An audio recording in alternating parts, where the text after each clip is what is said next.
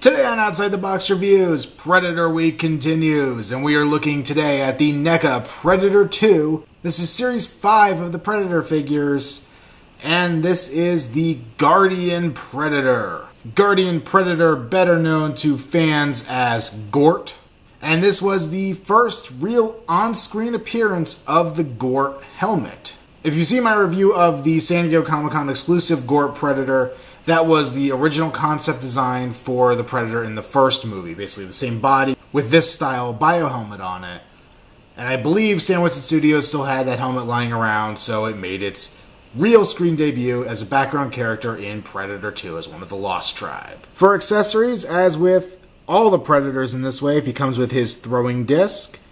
Once again, I still have a pain in the butt time trying to get it to stick in the leg holster, so I never do. But fortunately, this guy's hand actually will fit on it correctly, so he can hold it just fine. And we also get one of my favorite pieces from the 2-pack from Toys R Us, the fully extended spear.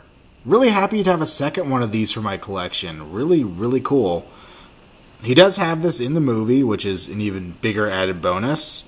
The detail on it is really nice, pretty much the same as the other one. It is a little warped. I don't know if that's just from being in the package or not. A little disappointing about that, but not a big deal. It still has the little number panel on here, which is great. Overall, a good-looking accessory, and really happy to have a second one of these for my collection. So if I'm going to be honest with myself, the thing I think I complain about the most with these Predator figures is when they just give us repaints. It bugs me. I feel like for the price these things go for, we shouldn't just be getting repaints of previously done figures. And you know what? We've got a repaint here of a previously done figure. No new tooling on this figure that I can see at all. But guess what? I'm happy. I am really happy.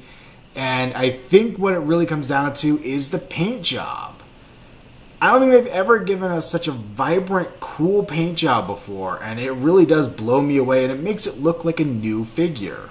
The body on this figure is, for all basic purposes, identical to the masked City Hunter. Everything from the little add-ons on his belt to the way his loincloth is. The only real difference as far as sculpt parts on it is that the Guardian does not have the net gun holster on his leg that the City Hunter does. Turn around, we continue to see the same thing. Identical, completely identical bodies on these two figures. But you can see from just a simple look at it that the Guardian Predator stands out and is so vibrant with his paint job. It is a beautifully done paint job. It uses almost a white or cream base for it, and then adds in a lighter red shading in all the details, and then has the darker red and almost black areas for his stripes. And it gives him a really cool pattern that is just fantastic looking.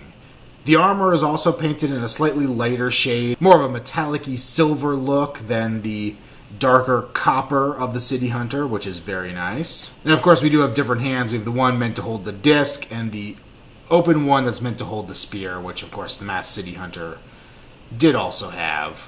And the other piece we could bring in is the San Diego Comic-Con exclusive Gort. And it is the same mask. It is completely the same mask. But we have the Predator 2 accurate dreadlocks coming off this guy, the longer dreadlocks, which give him a very different look.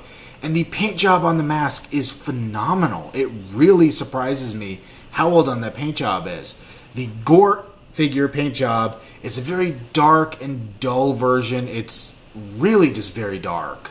And I like it. It looks really cool on that figure. And it matches the rest of the armor, the look of the figure. But this guy being such a big, vibrant, bright figure, it's really neat to have him with this almost chrome silver helmet on. If we bring him up close to the camera, I don't know if you could even make it out on here. But he actually has almost coppery accents on there. They're even really hard to see to the naked eye, but just little hints of that coppery color flowing through it.